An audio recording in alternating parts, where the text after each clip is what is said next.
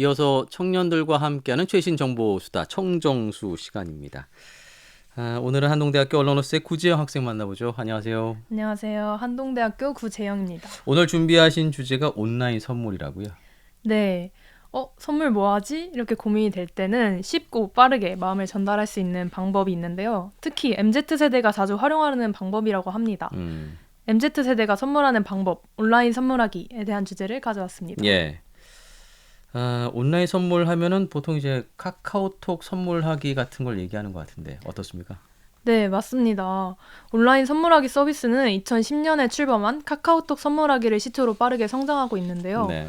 온라인 선물하기는 직접 선물을 구매하러 가지 않아도 이렇게 터치 몇 번만으로 음, 쉽고 빠르게 선물을 전할 수가 있습니다. 네, 그리고 2021년에 카카오톡 선물하기의 총 거래액이 3조 3,180억을 기록하면서 전년도 기록인 2조 5,341억보다 1조 원 가까이 증가를 했습니다. 네. 네, 그렇다고 해서 온라인 선물하기에 카카오 선물하기만 있는 건 또 아니고 2015년부터 네이버 선물하기 서비스도 시작을 했습니다.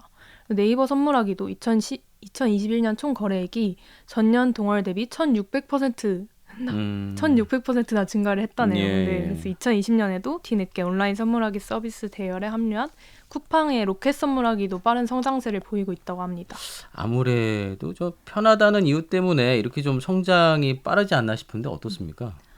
네, 그런 것도 있는데 이제 이게 특히나 성장을 빠르게 하게 된 이유가 코로나19 때 팬데믹으로 인해서 비대면이 음, 일상화되면서부터 조금 더 성장이 급격하게 빨라졌는데요. 네. 이제 생일이나 명절 같이 선물을 주고받을 날들에도 대면으로 만날 수 없었기 때문에 음. 온라인 선물하기가 딱 알맞는 방법이었던 것 같습니다. 네, 그리고 이제 온라인 선물하기에 조금 더 좋은 장점이 당사자랑 직접 만나지 않아도 원하는 선물을 쉽게 주고받을 수 있는 네. 장점들이 있습니다. 그리고 또 약간 하나의 좀 센스 있는 서비스가 뭐냐면 선물하고자 하는 상품을 선물했을 때 이제 받는 사람이 향이나 뭐 색깔, 세부 디자인 같은 거를 선택을 할 수 있다. 아, 이런 장점이 그렇군요. 있습니다. 예. 네. 그래서 이제 비대면 일상 속에서도 마음을 전하고 싶을 때 조금 더 편리하게 전할 수 있게 된 것 같고요. 그리고 이제 저도 그리고 제 주변 친구들도 이것을 굉장히 편리하게 사용하는 모습을 자주 보기도 했습니다. 그래요. 뭐, 재영 학생 주변에도 이런 식으로 선물하는 친구들 많을 것 같아요. 네. 이제 제 친구들도 온라인 선물하기를 굉장히 많이 사용을 하는데요. 이제 네. 어느 정도냐면 이제 편의점에서 그냥 200원짜리 추팝주스 하나도 요새는 온라인 기프티콘으로 주고받기도 합니다.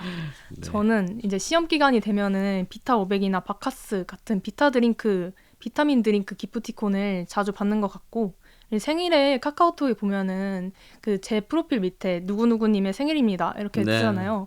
이름 바로 옆에 선물하기 버튼이 있어서 이제 아주 또 쉽고 빠르게 선물을 줄 수 있습니다. 음, 그래서 누군가가 이제 생일일 때 고민 없이 카카오톡 선물하기 목록을 찾아보는데 이제 또 선물하기에서 선물 받는 사람의 연령대나 뭐 성별 음, 이런 거에 따라서 추천해주기도 하고 테마별로 정리를 해둬서 선물 고르기도 쉬워서 자주 이용하는 것 같습니다. 네. 네, 그리고 또 이제 생일이 아니더라도 친구가 뭐 공연을 한다거나 아니면 뭐 기쁜 일이 있을 때 축하하는 의미에서 선물을 하기도 하고 이제 반대로 힘들어하는 친구들에게 응원하는 의미에서 음, 온라인 선물하기를 자주 이용하기도 했습니다. 그리고 선물할 수 있는 가격대도 굉장히 넓은데요. 몇백 원대부터 명품 가격대까지 아주 다양하기 때문에 선택의 폭이 굉장히 넓습니다. 네. 그리고 이거는 약간의 일화인데 제가 네. 이제 기숙사에 살고 있는데요. 이제 비대면 시국에는 직접 만나지 못했기 때문에 온라인 선물하기를 활용했다고 하지만 요즘에는 바로 기숙사 옆방에 살고 있는 친구에게도 간편하게 카카오톡 선물하기로 선물을 주고 합니다. 네, 이렇게 온라인 선물하기가 이제는 하나의 선물하기 문화로 자리를 잡은 것 같습니다. 아니, 그냥 옆방 가서 선물 주면 되잖아요. 뭐 옆방에 있는 친구한테까지 이렇게 그쵸. 온라인 선물을 줍니까? 예. 그만큼 쉽고 간편하다. 맞아요. 네. 예.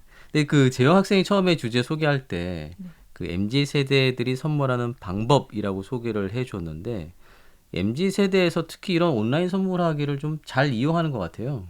네, 맞습니다. 요즘에는 다양한 연령대의 사람들이 온라인 선물하기를 잘 이용하기도 하지만 예. 그중에서도 모바일 이용이나 온라인 소통에 비교적으로 익숙한 MZ세대들이 가장 적극적으로 이용을 한다고 합니다. 음, 그 대학내일 연구소의 통계에 따르면 MZ세대의 80.9%가 6개월에 한 번 이상 온라인 선물하기 기능을 이용하고 있다고 응답을 음, 했고요.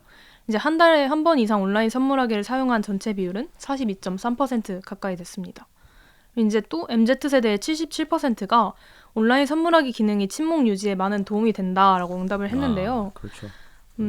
이제 입시랑 취업, 과제, 대외 활동, 그리고 인턴 이런 다양한 활동으로 어쩌면 인생에서 가장 바쁜 시기라고도 볼 수 있는 MZ 세대들에게 온라인 선물하기가 바쁜 일상 속에서 인간관계를 유지하는데 아주 효율적으로 작용을 하는 것 같습니다. 생각을 해보면 저도 저 온라인 선물을 자주 이용하는 편인 것 같은데 저도 나름 MZ 세대인 것 같네요. 그런 것 같네요. 예, 그런데 MZ 세대들이 온라인 선물하기를 통해서 혹시 이렇게 자주 선물한다거나 선호하는 선물이 있을까요? 네, 이거는 좀 들으면 또 황당하실 수도 있을 것 같은데 쓸모없는 선물하기라고 혹시 들어보셨나요? 쓸모없는 선물하기라. 그러니까 네. 선물 자체가 쓸모없는 선물이란 얘기예요? 뭐 쓸모없는 물건을 선물한다? 그럴 수도 있는데 네. 제가 조금 더 설명해 드리자면 이제 쓸모없는 선물하기가 MZ세대 사이에 유행을 하고 있습니다. 네. MZ세대들 중에서도 주로 Z세대에 많이 해당이 되는 것 같은데요. 이제 대표적으로 친구 얼굴로 주문 제작하는 쿠션 아. 이렇게 손으로 하면은 친구 얼굴이 나타나도록 하는 그런 거랑 뭐 메모지, 공주 세트, 뭐 춤추는 멕시코 선인장 이런 것들이 있습니다. 뭔가 이름만 들어도 이게 뭔가 싶으실 것 같은데 이제 그렇다면 아주 정상이십니다. 네, 이런 선물들이 MZ세대 사이에서 유행한 이유는 쓸모없는 선물을 받고 황당해하는 친구의 반응을 즐기는 문화가 생겼기 때문입니다. 그리고 이 선물들이 또 은근히 쓸모있고 헛웃음이 나오는 선물을 받는 당사자들도 되게 재밌게 웃어넘기는 네. 반응이 대다수입니다. 그리고 이제 실제로 지금 카카오톡에 들어가서 선물하기로 들어가시면 선물 품목 카테고리에 쓸모없는 선물 이런 게 따로 모여 있거든요. 그래요? 네, 들어가서 보시면 되게 황당하지만 재미있는 선물들이 굉장히 많습니다. 그렇군요. 네. 쓸모없지만 그래도 나름 쓸모있는. 뭐 어쨌든 이게 앞서 얘기했던 것처럼 뭐 은근히 쓸모가 있을 수도 있고 네. 또 재미가 있으니까 네. 나름대로 좀 쓸모가 있지 않나 생각이 드는데요. 혹시 재영 학생도 이런 쓸모없는 선물하기 기능을 좀 사용해 본 적이 있어요? 네, 저도 물론 있는데요. 예. 제가 이제 또 조용해 보이는 첫인상과 다르게 친해지면은 또 숨겨뒀던 장난기를 마구마구 발휘하는 편이라서요. 네. 이제 고등학생 때 저처럼 장난기 많은 친구들을 만나가지고 이제 서로 생일 때마다 기발하게 쓸모없는 선물을 샀겠다고 굉장히 열심히 서칭을 했습니다. 네. 이제 가장 기억에 남는 선물은 아주 커다란 나뭇잎 모형이었는데요.